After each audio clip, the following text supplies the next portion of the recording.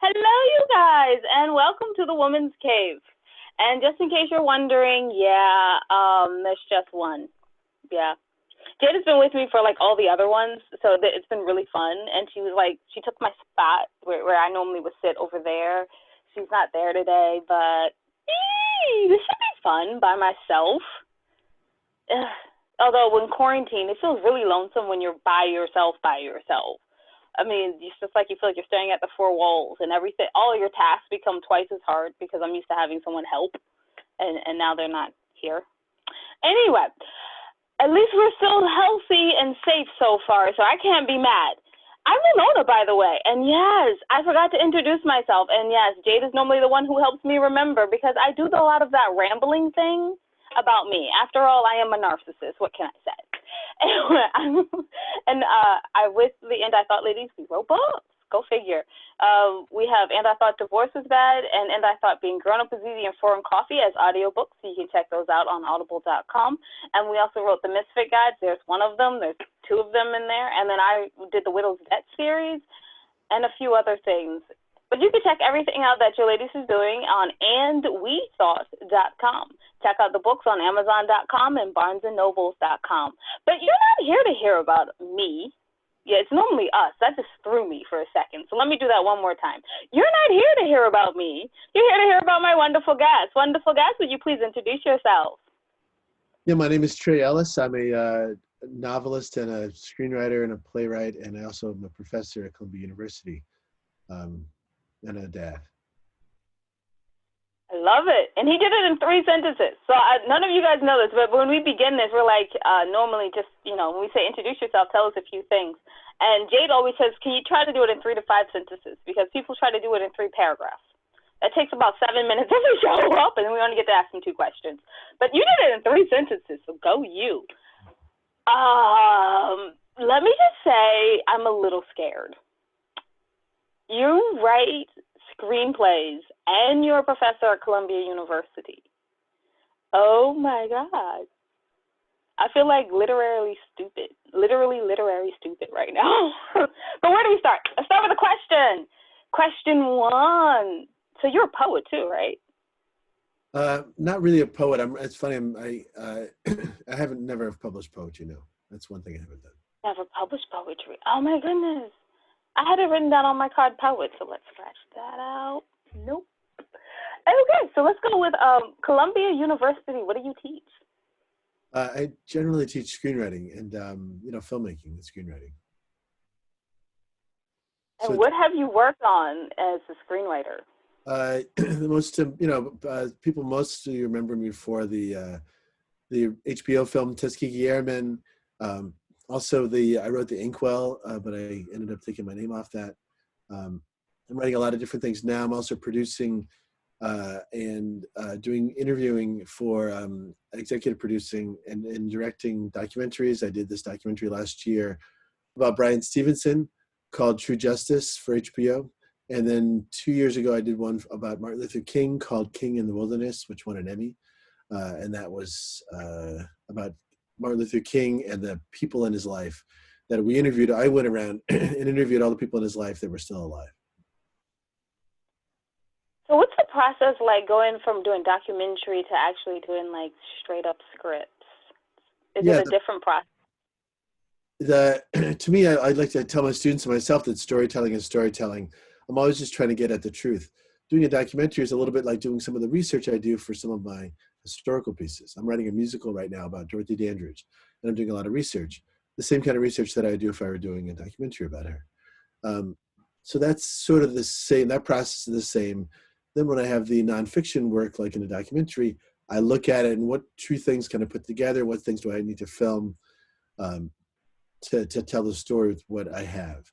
In the narrative world, and when I'm making things up, I look at it differently. I look at all the work and I see what stories, how can I augment that with my dramatic tricks to make it, to tell the truth of the story, but by inventing the dialogue and inventing some of these scenes. So you are in essence doing creative nonfiction for the screen. Creative nonfiction for the screen is certainly when you do a biopic or a true story, and a lot of my work has been that for sure. I mean, I think there are a lot of great true stories. I've been working with a producer about a story about Frederick Douglass, stuff you never knew about him. I'm really excited about. I like true stories. I like taking true stories and turning them into something. But I also like inventing stories myself. I was just about to ask you. Look at that. You segued for me. Thank you. We're really bad at segues over here. So you also said you wrote novels as well. You're a novelist, I began.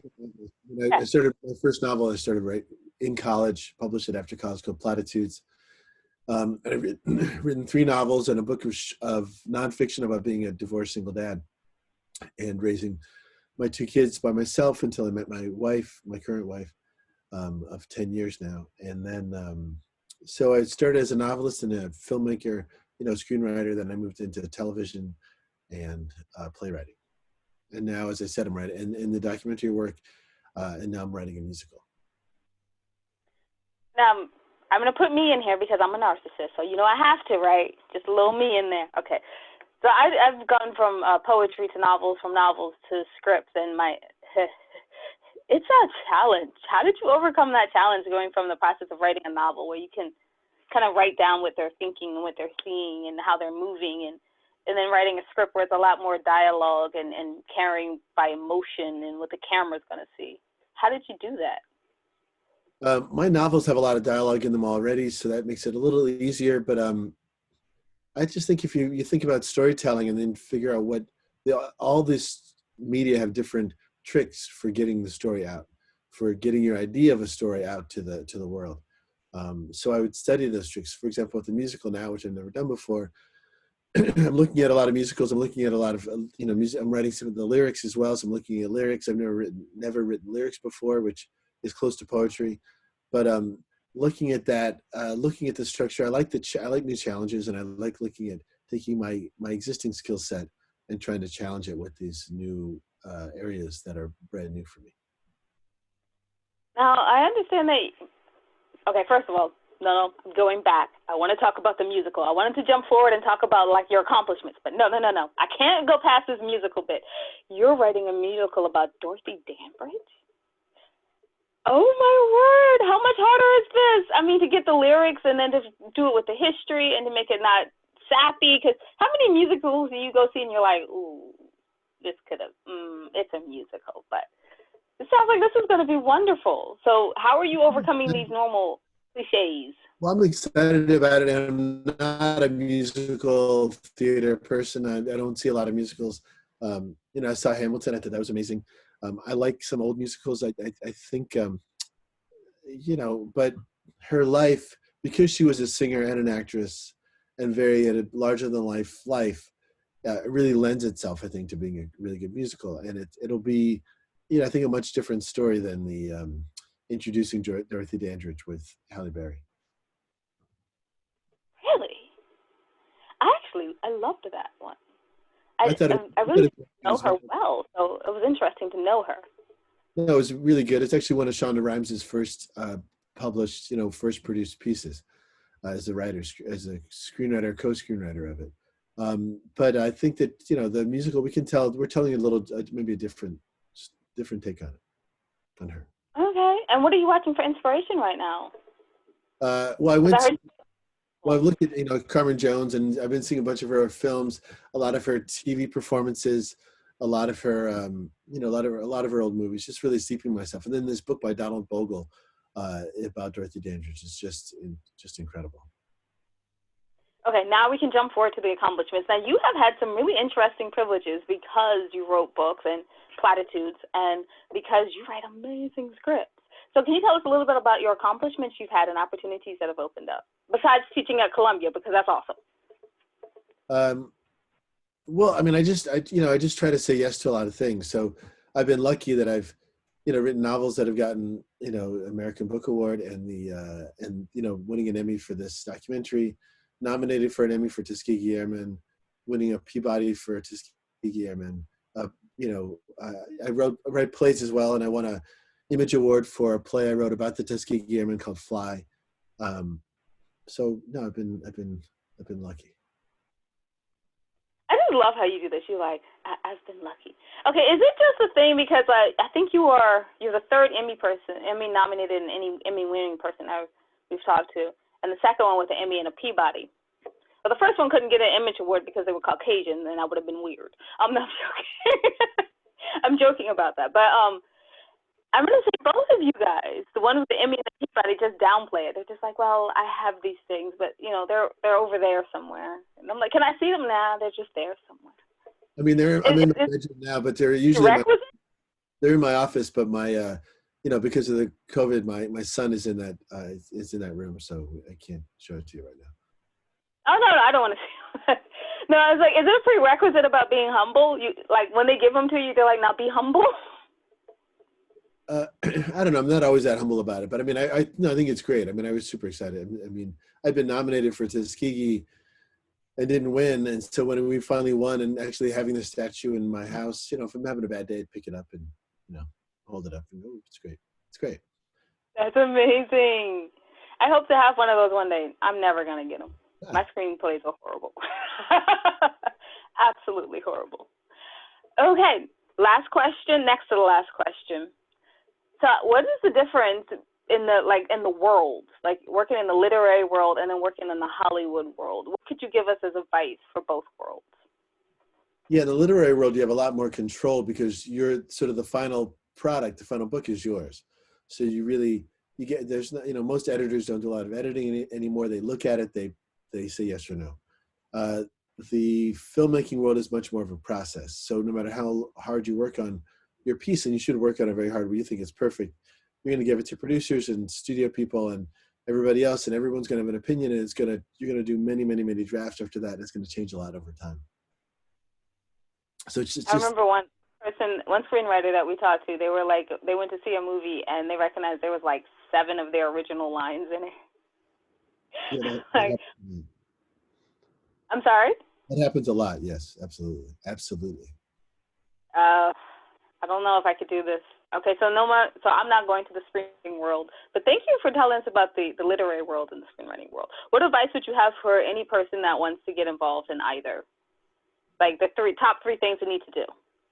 Yeah, the main thing is to do the writing of it. And if you don't have the discipline or the time to write it yourself, either a screenplay or a novel or a play, whatever it is, just at home, by having read some books about it, I recommend taking a class in it, like some kind of go to your local college or community college, and they'll almost always have some kind of a night class where a bunch of people who are kind of want a career change and want to, and so they'll be working as a professional, and they'll have deadlines, and that can be really helpful. And they'll have a workshop group of people that'll look at their work. So I think that's a great way to get started. You really need to think about the work for years before you start thinking about selling the work and getting it out there. A lot of people just think, I have a good idea, let me just talk to somebody, tell them my idea, and it'll be optioned, and I'll get rich. It's not going to work, and you're going to be frustrated. It's really super hard work. You need to want to do it for the love of doing it, telling a story, and telling the story well. I remember a director said that. She was like, she started off as a screenwriter, and then she was like, if you want to do this to get rich, just erase that from your head. You have to want to do this because you love the story and it needs to be seen. Because he's like, there's going to be so many no's and so many challenges that you think you will never get over. And the only thing that's going to carry you through is the love of the story. Absolutely. You got to really do it for free. And assume you're doing it for free. Mm-hmm. You got to assume you're doing it for free. You need to assume you're doing your work for free, and you love it that much that you're doing it for free. This is really not a career for me.